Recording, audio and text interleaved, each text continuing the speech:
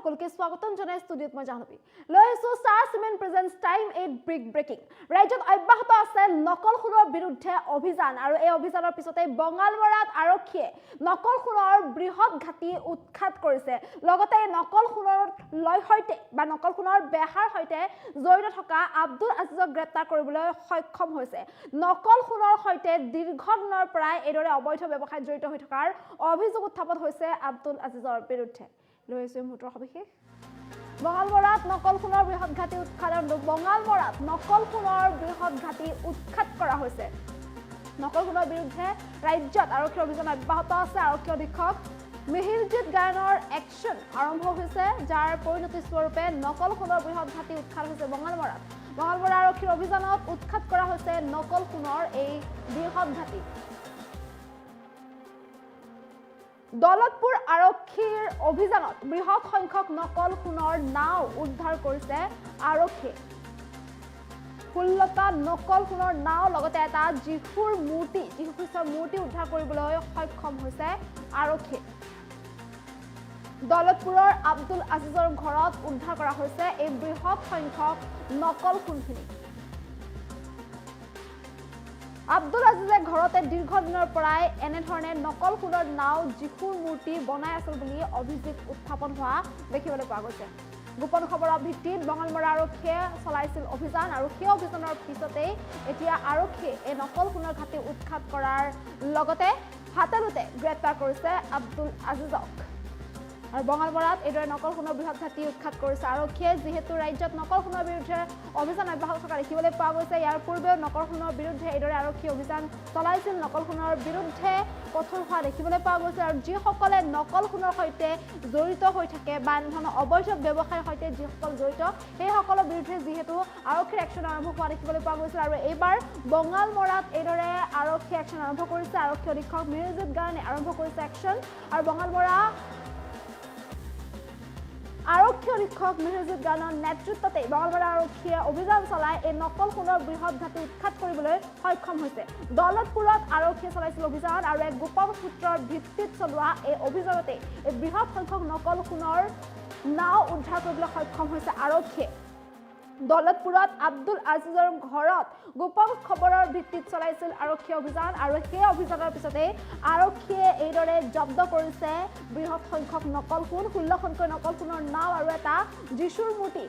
আৰক্ষীয়ে জব্দ কৰিবলৈ সক্ষম হৈছে আব্দুল আজিজে দীৰ্ঘদিনৰ পৰাই নিজৰ ঘৰতে নকল সোণৰ নাও যীশুৰ মূৰ্তি বনাই আছিল বুলি অভিযোগ উত্থাপন হৈছে আৰু এই নকল সোণৰ সৈতে জড়িত থকা আব্দুল আজিজক গ্ৰেপ্তাৰ কৰিছে আৰক্ষীয়ে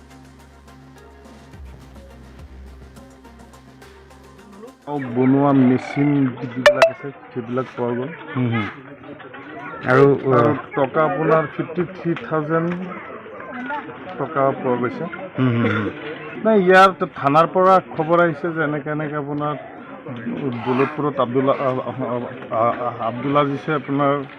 নাও বনাই আছে আমি আহি পিনে খবৰ পাই গ'লোঁ আৰু তাকে বনাই মানে আপোনাৰ নাওটো আপোনাৰ কালাৰ কৰি আছে যে তেনেতে আমি পাই গ'লোঁ প্ৰফেশ্যনটো তেওঁ কমাৰ হয় কিন্তু তলে আপোনাৰ সেইবিলাকো কাম কৰে আপুনি বনোৱা মেচিন যিবিলাক আছে সেইবিলাক পোৱা গ'ল আৰু টকা আপোনাৰ 53,000 টকা পোৱা গৈছে নাই ইয়াৰ থানাৰ পৰা খবৰ আহিছে যে এনেকৈ আপোনাৰ দৌলতপুৰত আব্দুল আজিজে আপোনাৰ নাও বনাই আছে আমি আহি পিনে খবৰ পাই গ'লোঁ আৰু তাকে বনাই মানে আপোনাৰ নাওটো আপোনাৰ কালাৰ কৰি আছে যে তেনেতে আমি পাই গ'লোঁ প্ৰফেশ্যনটো তেওঁ কমাৰ হয় কিন্তু তলে আপোনাৰ সেইবিলাকো কাম কৰে আপুনি বনোৱা মেচিন যিবিলাক আছে সেইবিলাক পোৱা গ'ল আৰু টকা আপোনাৰ 53,000 টকা পোৱা গৈছে নাই ইয়াৰ থানাৰ পৰা খবৰ আহিছে যে এনেকৈ আপোনাৰ দৌলতপুৰত আব্দুল আজিজে আপোনাৰ নাও বনাই আছে আমি আহি পিনে খবৰ পাই গ'লোঁ আৰু তাকে বনাই মানে আপোনাৰ নাওটো আপোনাৰ কালাৰ কৰি আছে যে তেনেতে আমি পাই গ'লোঁ প্ৰফেশ্যনটো তেওঁ কমাৰ হয় কিন্তু তলে আপোনাৰ সেইবিলাকো কাম কৰে আপুনি বনোৱা মেচিন যিবিলাক আছে সেইবিলাক পোৱা গ'ল আৰু আৰু টকা আপোনাৰ 53,000 টকা পোৱা গৈছে। নাই ইয়াৰ থানাৰ পৰা খবৰ আহিছে যে এনেকৈ আপোনাৰ দৌলতপুৰত আব্দুল আজিজে আপোনাৰ নাও বনাই আছে। আমি আহি পিনে খবৰ পাই গ'লোঁ আৰু তাকে বনাই মানে আপোনাৰ নাওটো আপোনাৰ কালাৰ কৰি আছে যে তেনেতে আমি পাই গ'লোঁ। প্ৰফেশ্যনটো তেওঁ কমাৰ হয়, কিন্তু অভিযানত আজি নকল সোণ আৰু নকল সোণৰ মূৰ্তি আৰু নকল নাও বনোৱা এটা ঘাটি উৎখাত কৰে। আমি পোনপ্ৰথমে বঙালমৰা আৰক্ষী চকীক ধন্যবাদ জনাইছোঁ আৰু অসম আৰক্ষীক আমি অনুৰোধ জনাইছোঁ যাতে কঠোৰ হাতেৰে এই যিটো দুষ্ট চক্ৰ আছে এই দুষ্ট চক্ৰক আমাৰ